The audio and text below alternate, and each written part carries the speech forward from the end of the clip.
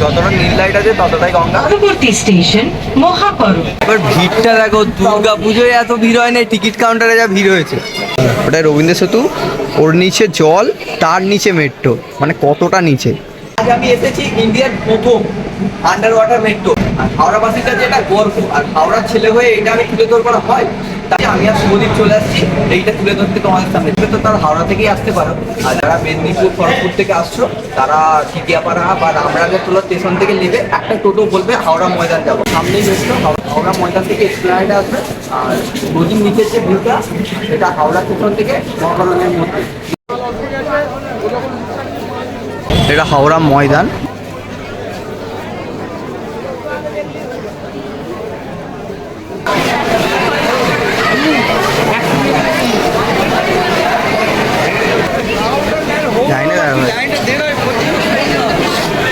আধ ঘন্টা লাইন দেওয়ার পরে টিকিট পেয়েছি। দুটো প্লাস্টিকের কয়েন দিয়েছি, কি রে দেখি, ডলার। পরে একটা ডলারের কুপন পেয়েছি, মানে এটাই টিকিট। এটা এভাবে এখানে ট্যাপ করে যেতে হবে। ব্যাগ এনে থাকো, এখানে স্ক্যান করতে হবে ব্যাগটা স্ক্যান করে তবেই তুমি যেতে পারবে। এটা হচ্ছে সল্টলেক সেক্টর 5 থেকে হাওড়া ময়দানে, সেটা হচ্ছে এখানে দেওয়া আছে থিমের মাধ্যমে। ওটা রবীন্দ্র সেতু, ওর নিচে জল, তার নিচে মেট্রো, মানে কতটা নিচে। কাউ কেমন লাগছে আপনার? প্রথমবার কেমন লাগছে? খুব ভালো লাগছে, দারুণ লাগছে। টিকিটটা নিয়ে প্রথমে নিচের দিকে যাচ্ছি। এই মেট্রো দাঁড়িয়ে আছে আমাদের জন্য। বন্ধ হয়ে গেল, কখন ছাড়ে দেখি।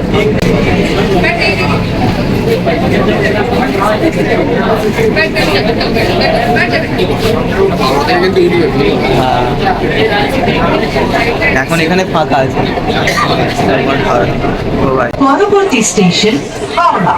প্রথমে হাওড়া ময়দান, তারপর হাওড়া, তারপর মহাকরণ, তারপর এসপ্ল্যানেড। আমরা এসপ্ল্যানেড পর্যন্তই যাব। পরবর্তী স্টেশন হাওড়া। দরজা উভয় দিকে খোলা হবে। গাড়ি এবং প্ল্যাটফর্মের মাঝের দূরত্ব খেয়াল করবে। হাওড়া স্টেশনে ভিড় দেখ।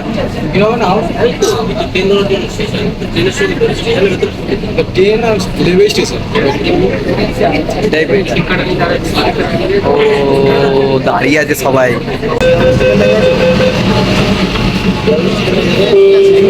Please stand clear of doors.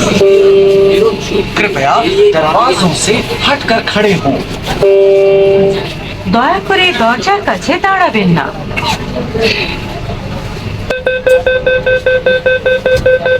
আগে তো ভিড়টা কম আছে।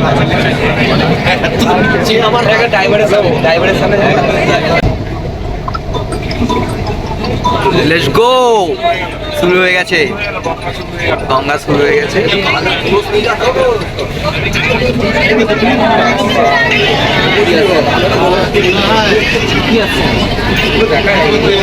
কি ভাবছি কিন্তু মাত্র দিয়ে লোক স্নান করছে দিতে হবে। যতটা নীল লাইট আছে ততটাই গঙ্গা। পরবর্তী স্টেশন মহাকরণ।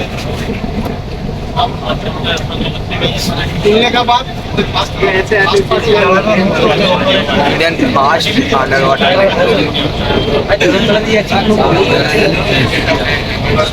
গঙ্গা শেষ।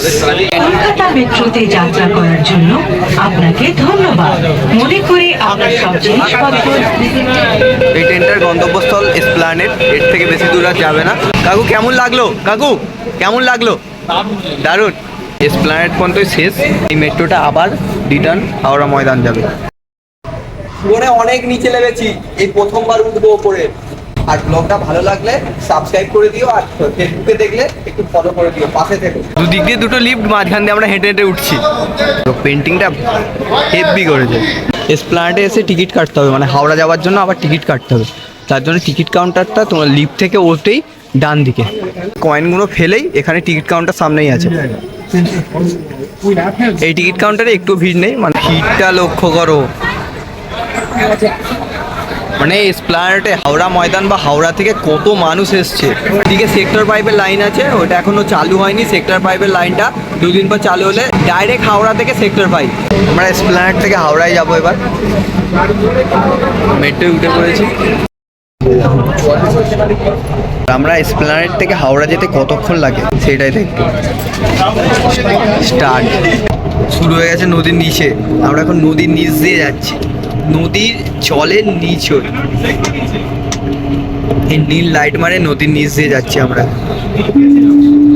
কত এসেছে হাওড়া, আমরা হাওড়াতেই নামবো।